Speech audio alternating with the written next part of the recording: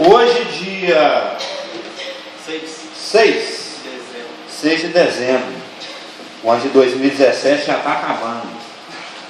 Não, porque hoje nós estamos falando isso. E estamos aqui reunidos em nome de Jesus Cristo para estudarmos a sua palavra, e temos estudado a epístola de 1 João. A epístola de 1 João, que é uma epístola que fala, é um recado do pai aos seus filhinhos. Ele carinhosamente nos chama aqui, nessa epístola, não sei se os irmãos já leram, de filhinhos, que é uma forma carinhosa de se dirigir àqueles que Deus resgatou através de Jesus Cristo com o sangue do seu Filho. E é uma epístola que fala de pecado, que fala de comunhão, que fala de erros doutrinários, e temos visto, porque esse é o estilo de João escrever, ele é um escritor que usa de muitas antíteses. Antítese é aquela linguagem que confronta coisas opostas, né? Um contra o outro. É a linguagem antitética, de confrontos. E ele tem confrontado, nós temos aprendido, a luz e as trevas. A luz nas Escrituras é o símbolo de pureza moral, é o símbolo de conhecimento, é o símbolo de verdade e é o símbolo de felicidade. E ao contrário, porque é antitético, as trevas, se a luz é símbolo de pureza moral, as trevas é símbolo de pecado, de imoralidade, daquilo que separa de Deus. Se a luz é símbolo de conhecimento, as trevas é símbolo de ignorância, de não saber das coisas. Se a luz é símbolo de verdade, as trevas é símbolo de mentira. O pai da mentira é Satanás e ele é chamado o príncipe das trevas. O reino dele é um reino de trevas, do qual nós somos tirados. Nós somos tirados do império das trevas e levados para o reino do Filho do seu amor. E se a luz é símbolo de felicidade, as trevas é símbolo de infelicidade. E nós temos lido aqui, hoje o nosso assunto é o versículo 7, então vamos ler desde o 5, né? Porque até o 4 foi como que uma introdução. Então em 1 João, capítulo 1, se você não está com a Bíblia dentro, é só você ficar bem atento, porque é bem-aventurado aquele que lê e que ouve. Você só não pode tampar o ouvido. Em 1 João, capítulo 1, versos 5, 6 e 7, diz o seguinte: ora, a mensagem que da parte dele temos ouvido e vos anunciamos é esta: que Deus é luz, e não há nele treva nenhuma. Não existe treva de Deus. Ele é 100% puro, 100% conhecimento, 100% verdade, 100% felicidade. Deus é luz, e não há nele treva nenhuma. Se dissermos que temos comunhão com Ele, que é luz, e andarmos nas trevas, mentimos e não praticamos a verdade. Se, porém, andarmos na luz, como Ele na luz está, ou como Ele está na luz, mantemos comunhão uns com os outros, e o sangue de Jesus, seu Filho, nos purifica de todo pecado. Não adianta eu falar que sou cruzeirense se eu ficar andando no meio dos atleticanos. Eu só ando de braços dados com Isaac, Joel e Natan.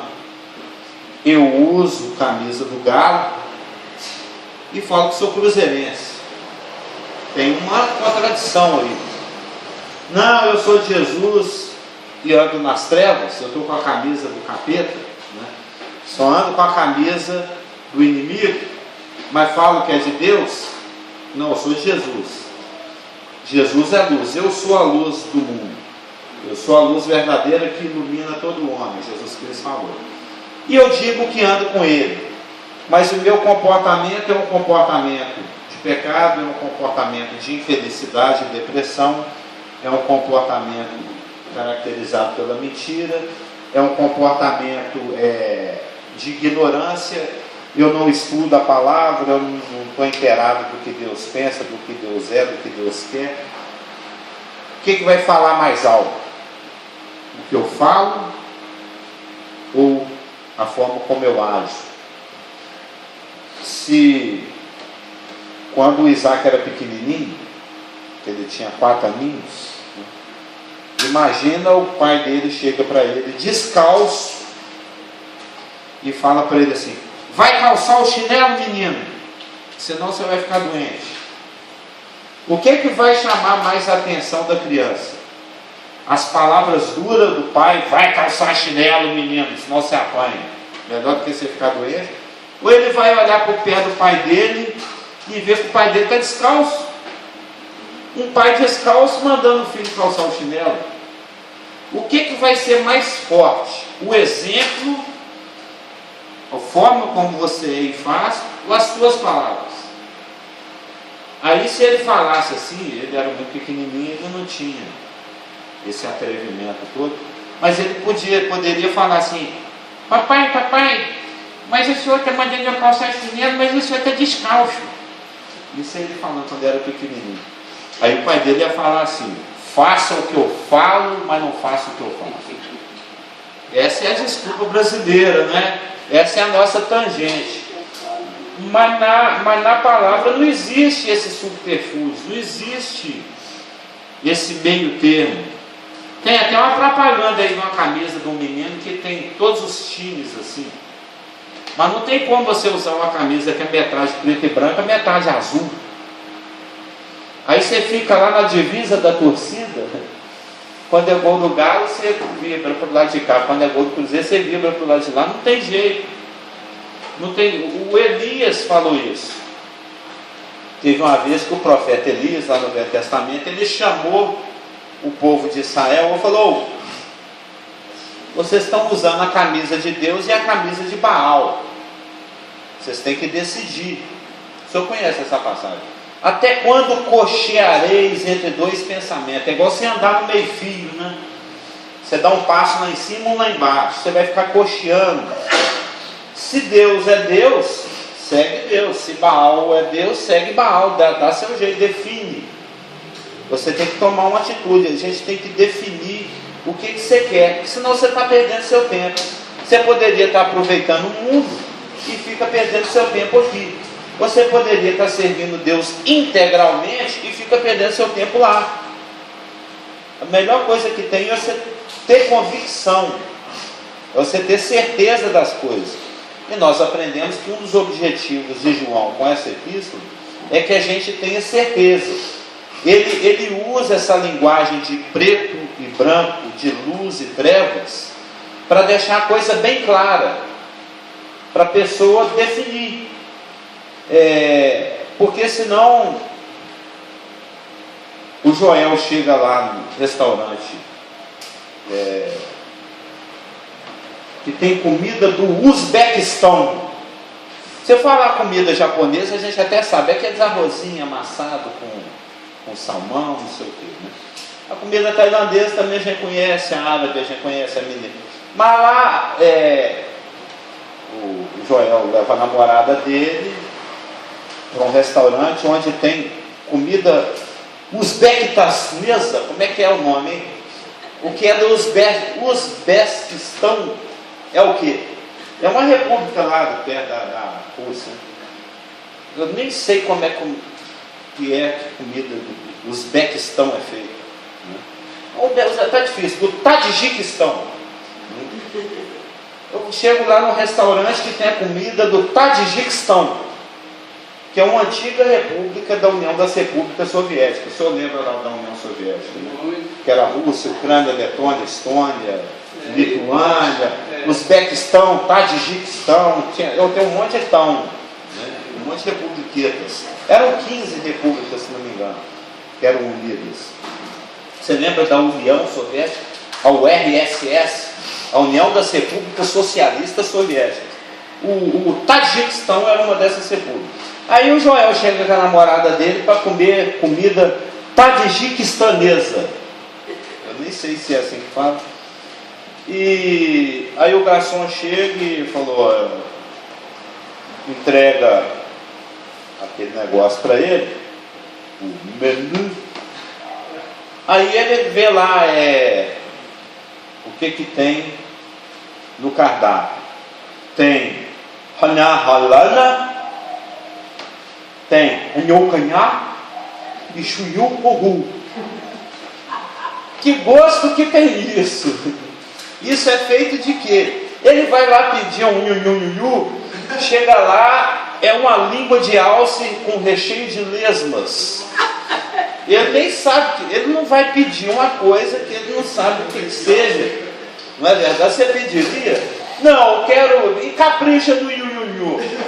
E ele nem sabe o que é. Chega lá, é caramujo com casquinha e tudo. Né? Então, é porque isso se chama ignorância. Ele ignora. Eu tenho uma amiga que teve na Finlândia. Isso eu já contei isso. Ela teve na Finlândia. E quando é um intercâmbio, quando o estudante finlandês, e Finlândia é lá no teto do mundo, né, lá no Círculo Polar Ártico, é friíssimo lá. E ele teve aqui, foi muito bem recebido, ele conheceu a feijoada, o tropeiro, né, e ele adorou as comidas daqui, porque ela serviu na casa dela as comidas que nós mineiros, né, a gente tem o costume, que é uma culinária ótima, eu gosto muito da comida. Aí quando ela esteve lá, e eles a receberam também com muita cortesia, etc. E fizeram o prato principal da vila, né, lá onde ela estava hospedada, e ela numa fome, e o pessoal achando que está agradando, e ela foi recebida à mesa. Aí chegou o prato principal, e ela com fome. Na hora que abriu, era uma língua de alce, desse tamanho assim, ao molho, né? Isso para eles é uma iguaria, porque o alce, vocês conhecem aquele, é tipo um otocelos mesoárticos, né? Um veado assim com as galhas enormes na cabeça. Eles matam aquilo lá no meio do gelo e preparam e comem. E eles acham que estavam agradando. Aquela língua de alce desse tamanho, aquele negócio em cima da mesa. A língua de boi já é horrível, né, mãe? Eu não como língua. Eu não como, tem quem gosta. Eu nunca. O pastor geral deve comer, porque come até piqui, come língua. A língua muito E quando nós vemos claro, nós levamos subir na vida da cerca lá na roça, eles vão manga na boca do boi e pegam na língua deles, é uma lixa. A lixa, Mas eles preparam a língua, fica muito boa. É uma delícia, não é, Dada? Imagina a do alce. Deve ser maior. É maior ainda. Mais maior de grande ainda, então. Então, o Joel e a namorada dele, eles não tinham. A Elaine já está casando aqui, ó. O Joel é porque eles estão no restaurante que serve comida do Tadjiquistão. Qual que é a comida típica do Tadjiquistão mesmo, Elaine?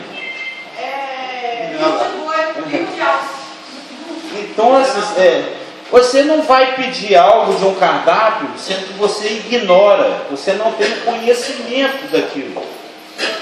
Você está no escuro. Na página 8. Você não tem conhecimento daquilo. Por isso que o João coloca as coisas bem definidas, para que você saiba com o que você está lidando. Você não está com o cardápio do Tadjiquistão na mão.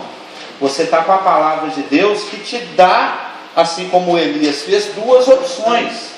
Ou como Deus fez através de Moisés, muitas vezes, você tem aqui o caminho de vida e o caminho de morte. Você pode escolher o que você quiser, mas o que você escolher, você segue. Você tem que fazer a sua opção. Se você anda com Jesus, que é luz, você tem que receber a revelação de Jesus Cristo. Você tem que andar na luz que Ele te dá.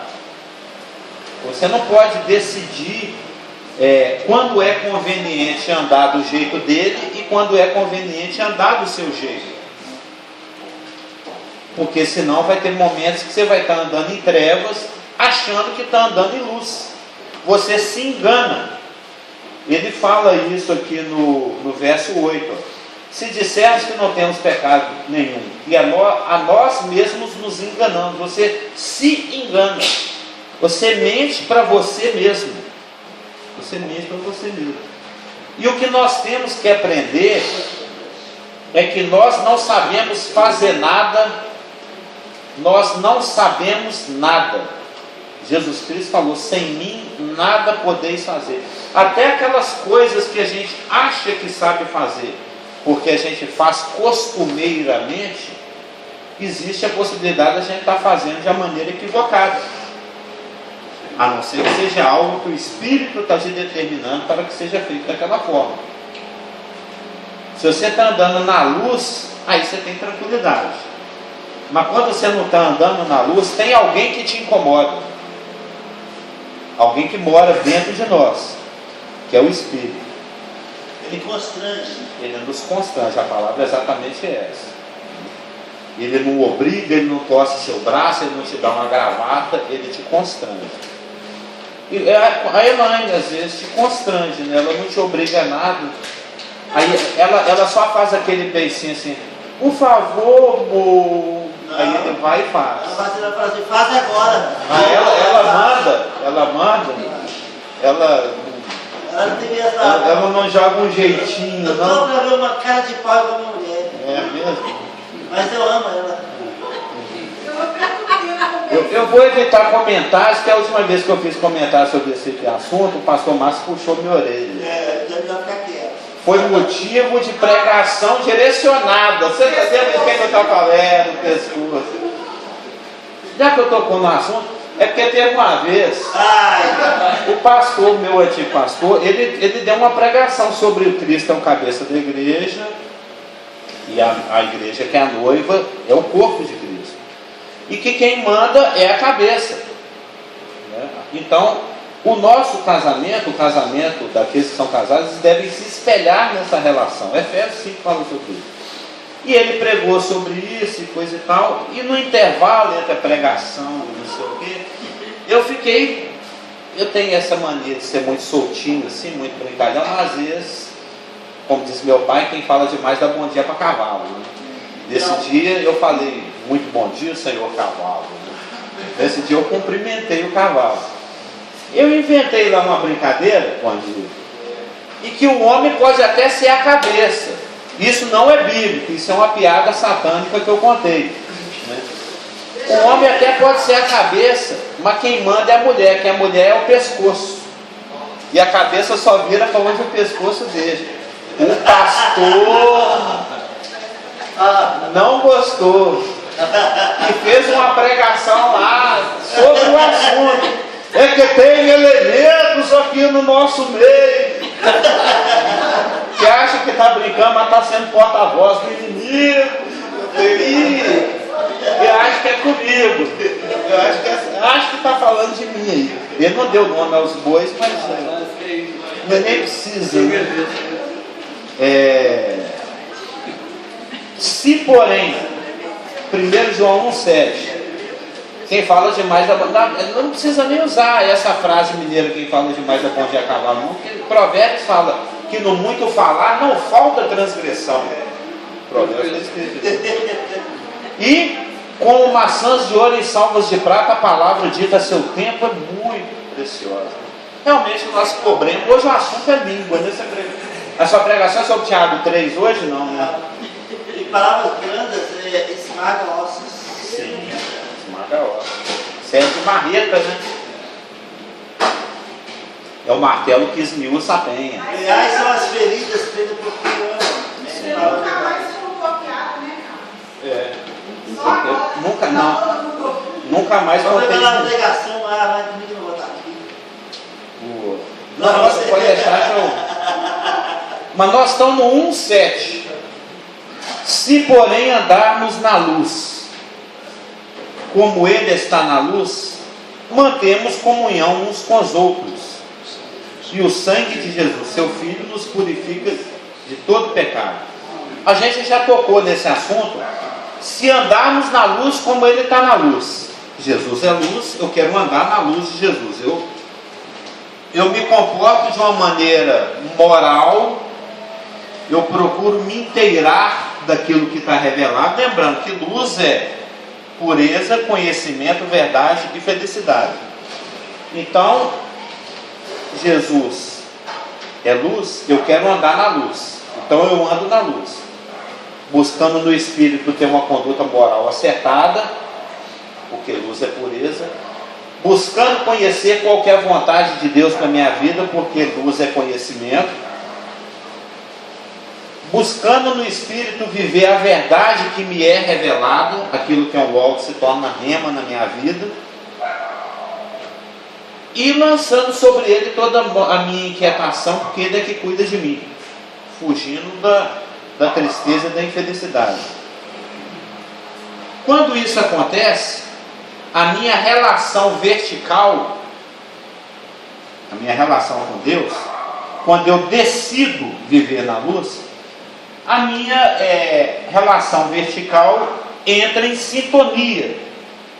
O senhor lembra dos rádios antigos? Na minha casa tinha um rádio, que ele era do tamanho desse móvel aqui. E ele tinha lá no meio, assim, isso era lá na década de 60,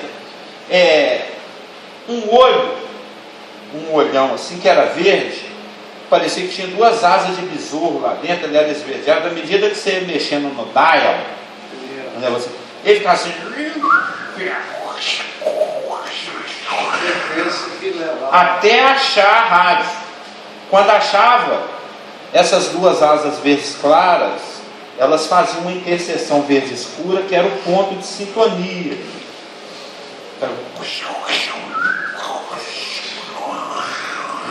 Aí você continua conseguia pôr na Itatiaia, né? Conseguia pôr na Itatiaia. Aí você estava em sintonia, você achou, porque toda a rádio tal tem lá 92.8, aí você ficava lá no 92.3, 4, 94, até achar. Entrou em sintonia. Quando você decide viver pelo Espírito na luz, né, se porém andarmos na luz como Ele na luz está,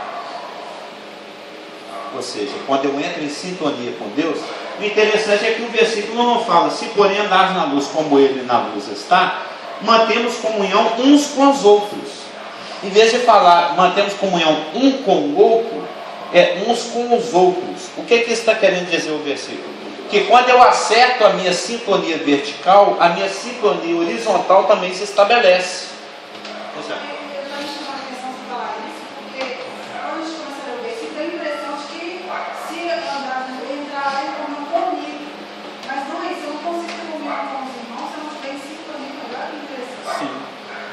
A nossa sintonia horizontal, ela depende da minha sintonia vertical. Eu estou até procurando aqui onde é que eu escrevi isso.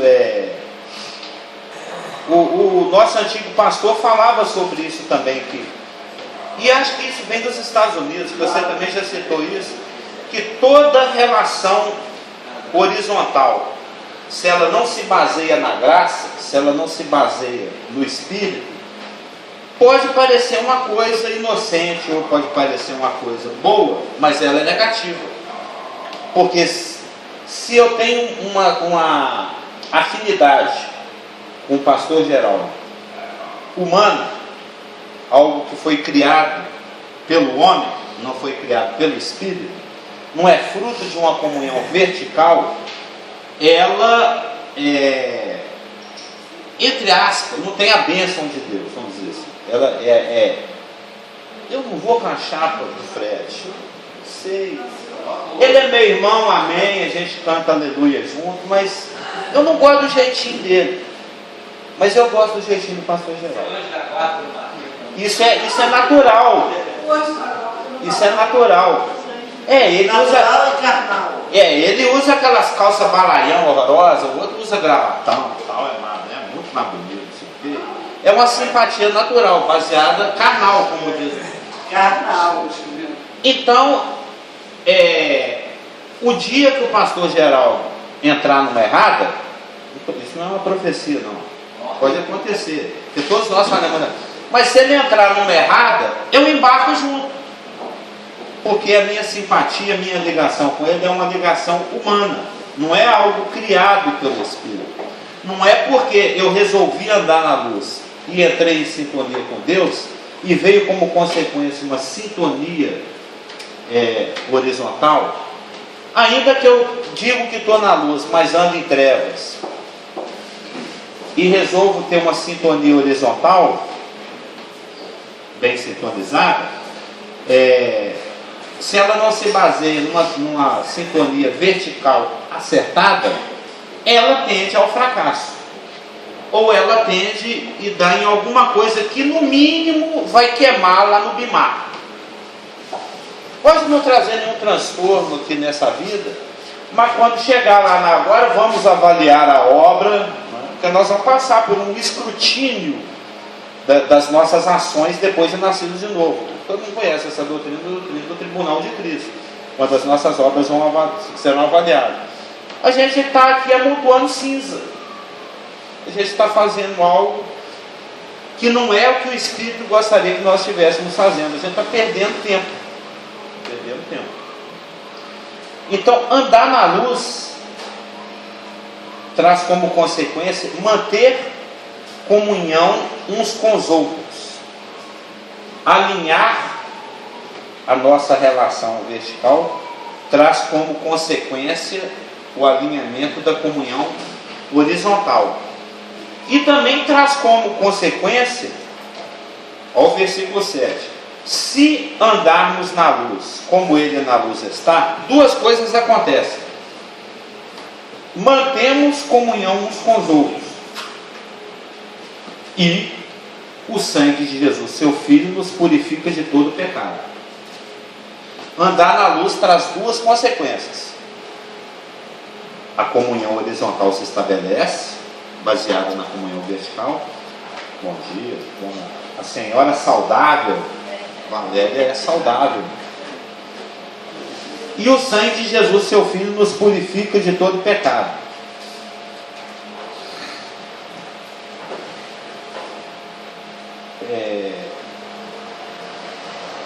O sangue de Jesus, seu Filho, nos purifica de todo pecado. Mas eu já não sou salvo? O sangue de Jesus já não me purificou no dia que eu nasci de novo? A construção do grego aqui revela que essa não é uma questão que está ligada à justificação. Ser derramamento de sangue não é remissão de pecados. Jesus Cristo consumou uma obra na qual ele derramou o seu pecado a nosso favor. No dia que pelo Espírito Santo eu sou convencido do pecado, do juízo e da justiça, e que eu o recebo como meu Salvador, o sangue dele me purifica e me torna justo. Eu fui justificado, porque Deus é o justo e justificador de todo aquele que se aproxima pela fé. Isso tudo é assunto de Romano.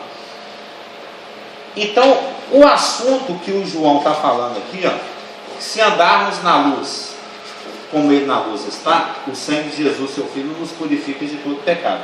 Não é uma questão de justificação, aquela inicial. Isso pode parecer bobo, viu, o pastor Geraldo está falando isso?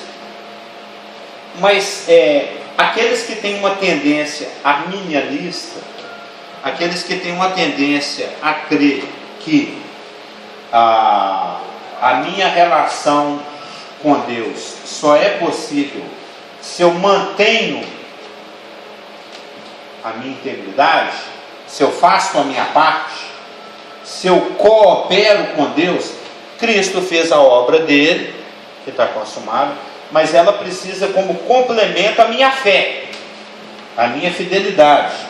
Isso é ensinado a maioria das igrejas ensina assim. Se eu não fizer a minha parte, existe uma periclitância com relação à salvação. Eu posso perdê-la, eu posso maculá-la. Ou seja, esse ensino ensina que a obra de Cristo não é totalmente suficiente. Nós cremos o contrário. Nós cremos que a obra de Cristo é totalmente suficiente e ela não pode ser acrescida em nada, e dela nada pode ser tirado. Então, alguns enxergam nesse versículo que o sangue de Jesus, seu Filho, me purifica de todo pecado, ou seja, só me mantém salvo enquanto eu ando na luz. Mas não é isso que o versículo ensina, porque a construção do grego aqui mostra que essa não é uma questão que está ligada à justificação inicial, à salvação. Enquanto eu ando na luz, uma das consequências é que a minha comunhão horizontal se estabelece, eu mantenho, eu dou manutenção nessa comunhão horizontal, e o sangue de Jesus, seu Filho, me purifica de todo pecado.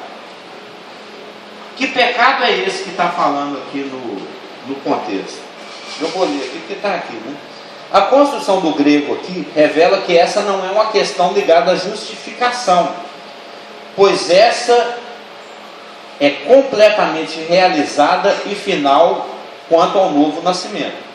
Cadê a sua? A minha prestei de Juarez. Quanto ao novo Na página 8 ainda? Agora eu estou na 9, que eu fui lá para 9, depois eu vou virar na 8. É no último parágrafo da página 9. É uma questão de santificação, de separação, de progresso espiritual. Não é uma questão de salvação que está falando aqui. É uma questão de progresso espiritual. Eu estou tentando explicar. Porque está todo mundo com a cara assim, parece que eu estou falando de aritmética, né? Trigonometria. Quanto mais eu ando na luz, na pureza moral, no conhecimento, na verdade, e na busca da felicidade que o Espírito Santo traz, que não quer dizer ausência de problema. O pastor Geraldo já pregou aqui 7.839 vezes, ainda que abatido, não sei o que, ainda que triste, né? Lembra? Ainda que perseguido, não atribulado, não vai, né? 2 Coríntios 4. 2 Coríntios 4. Não é ausência de problema, é a tranquilidade que você tem de o mar está uma bagunça, mas Jesus está no barco com você balançando. Não é? Aquilo que a gente canta desde criancinha. Meu barco é pequeno e grande é o mar, mas Jesus segura minha mão. Lembra? Bem. Ele é meu piloto e tudo vai bem. Amém. Isso é importantíssimo ensinar para as crianças. Porque a gente, quando é adulto, esquece disso. Né? E a questão aqui é, no versículo 7. Se, porém, andarmos na luz, como ele na luz está, o sangue de Jesus, seu Filho, nos purifica de todo pecado. Enquanto eu estou andando na luz, buscando uma vida de pureza moral, de conhecimento, de verdade e de felicidade, não é ausência de problema, é a paz durante o problema. Quanto mais eu ando na luz, mais afastado eu fico dos efeitos do pecado em sua influência sobre o amadurecimento da nova natureza e personalidade que recebi em Cristo. A palavra grega que é amartia, todo mundo conhece, da qual todo o contexto de Romanos 6 fala que eu já estou declarado morto para ela. Quem nunca leu Romanos 6, leia. Só tem 1 ou 2 versículos lá que o pastor não gosta que sejam lidos. É aquele. Então eu posso pecar à vontade, porque eu vou continuar na graça. É a reputação, eu leio outro versículo próximo. Eu sei. Não, mas eu estou lendo o texto em contexto aqui. Então você está errando. Para basear a minha argumentação. A serve de Deus também está errado. Você tirar o contexto para não. Eu falei isso só para provocar. Eu falei isso para provocar. É lógico que a gente conhece o contexto. De modo algum. O próprio Paulo fala isso. Aí fala dos 2 senhores também. Eu vou até comentar isso, está lá no capítulo 2, isso chama diatribe. É quando o escritor ele conversa com um interlocutor fictício. Ele cria problema para ele mesmo. O Paulo, ele mesmo... E ele responde. Ele faz uma pergunta hipotética de um interlocutor hipotético, mas isso é um estilo de linguagem que chama diatribe. O Malaquias também faz isso. Vocês me roubam? Roubem, quem é que me roubar? Roubar isso, aquilo outro. É um debate fictício. O João também faz isso aqui nesse epístola. Ele usa o recurso literário chamado diatribe. Mas nós vamos falar sobre isso ainda daqui a umas 40 semanas, quando a gente chegar no capítulo 2. Você gosta de usar uma hipérbole, né? Sim. O capítulo 6 de Romanos fala que eu já estou morto. Eu já estou morto. Essa é o vampiro banguelo. Eu já falei milhares de vezes. O pecado não tem esse aguilhão mais. Não tem nada mais que me obrigue a pecar. Eu só peco quando eu decido pecar. Eu não tenho mais uma natureza pecaminosa ativa, que me obriga a pecar. Se eu peco, é porque eu mesmo entro em algum auto-engano. E esse capítulo 6 de Romanos é claro, fala que você foi crucificado com Cristo, no 6,6, 6,8 você foi morto com Cristo, 6,4 para se foi sepultado e ressurreto com Cristo. Sim. É essa vida nova aí. É essa vida nova aí que é o objetivo, é o foco do Espírito Santo para cada um de nós. Que a gente amadureça, que Cristo cada vez mais se revele em nós. Nesse momento, Cristo nos representa no céu. E nesse momento, nós o representamos aqui na terra. Nós somos os seus embaixadores, os seus representantes. Se eu não deixar que o Espírito produza o caráter de Cristo em mim, o mundo jamais vai conhecer Cristo.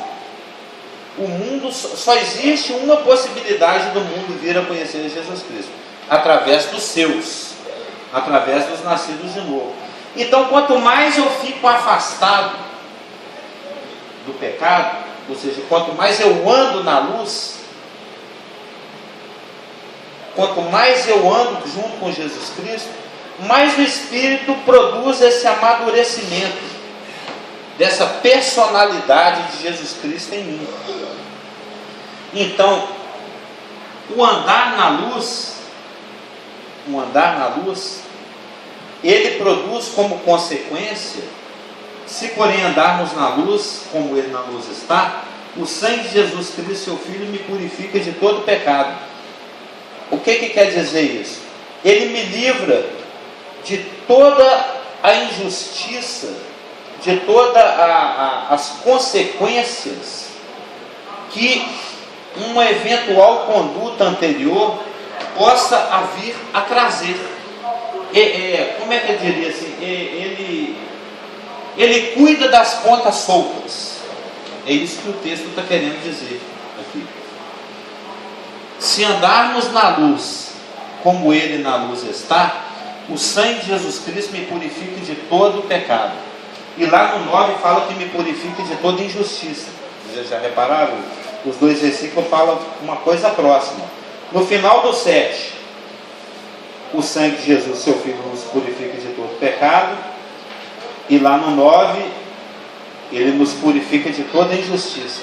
O que esse contexto completo está querendo dizer é que eu não tenho mais uma natureza pecaminosa ativa, e enquanto eu estou andando na luz, eu estou afastado daquilo que pode impedir o meu crescimento espiritual. E caso tenha ficado alguma ponta solta como consequência das minhas atitudes anteriores, enquanto eu me ocupo com Deus, Deus se ocupa com meus problemas. É aquele princípio lá, acho que de Mateus: buscai primeiro o reino de Deus, comer, vestir, etc., os seus problemas, eu cuido. Tem duas formas de viver.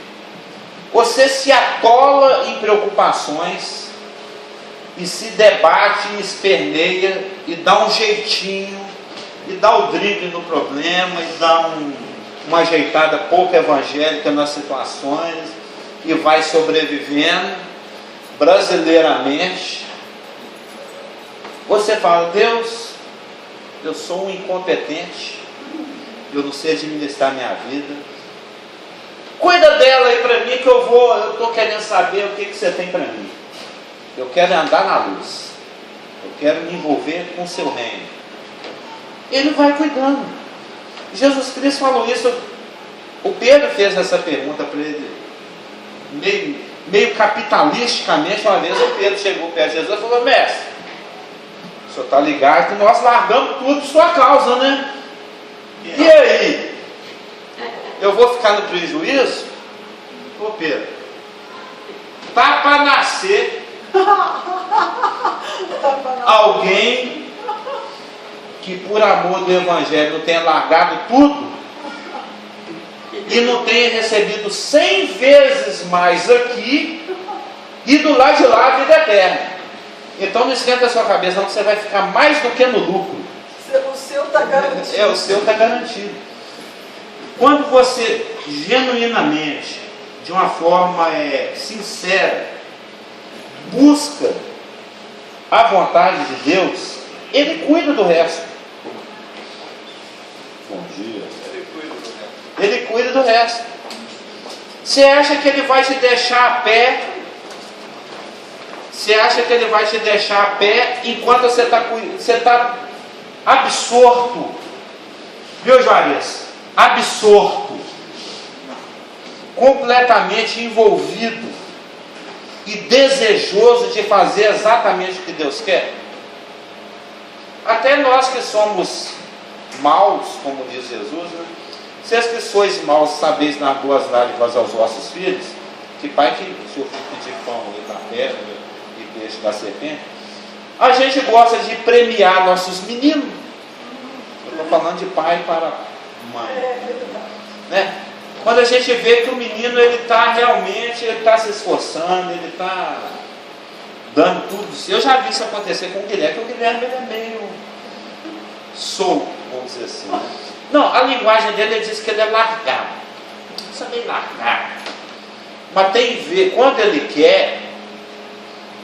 Eu estou falando uma coisa de 15 anos atrás, quando ele era adolescente, lá da época do Batista, que deu uns trabalhos lá, não sei se lá, então, quando ele quis, foi assim, admirável o esforço, né, o empenho, né, que ele colocou na questão. Aí você fica até com vontade de premiar o menino, né? Quando o Natan lava o carro bem lavado, você até enfia a mão assim no bolso e dá aquela nota de R$1 para ele, não dá? Aquela verde que não vale mais. Não existe. Não, você falou assim, ô meu menino, se você lavar direitinho o meu carro, eu te dou R$1. Aí ele entendeu assim que era R$1 uma grana, né? Mas era R$1 mesmo. Aquela nota verde, o senhor lembra dela? Nem tem mais, né? Não é? Ela era bonitinha. Mas é porque ela fica mais cara do que ela. Custa mais de R$1 fazer uma nota de R$1. Por isso que eles pararam de fazer. Gasta 10 contos para fazer uma nota de 1. Não vale a pena. Mas o que é andar? Se andarmos na luz, como Ele na luz está. O que é andar? Andar, viu, Juarez? No grego, que o Novo Testamento foi escrito em grego, é peripateu. Está aí na página 8, voltando para a página 8.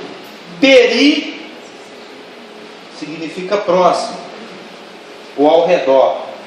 E pateu é pisar mesmo. Então é ficar andando em círculo ao redor de alguma coisa. Eu não vou dar o exemplo aqui, não vou ficar subindo e descendo aqui. Mas imaginem. Eu estaria peripateando o púlpito, né?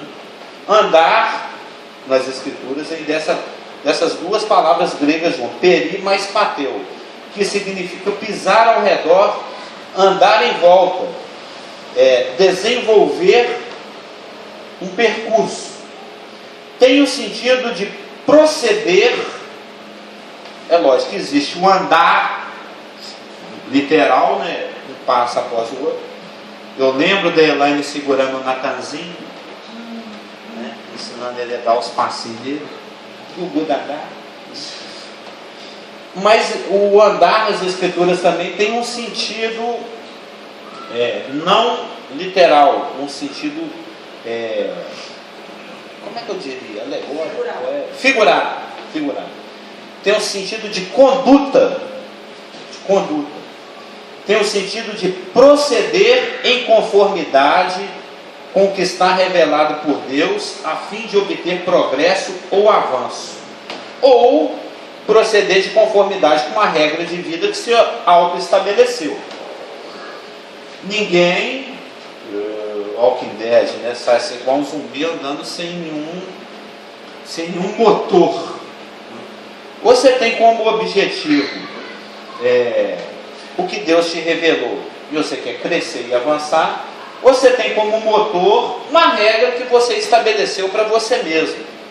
É o que te motiva, é o que te faz andar. Então tem no sentido de prosseguir o avançar de conformidade com. Vamos ver uns exemplos aqui.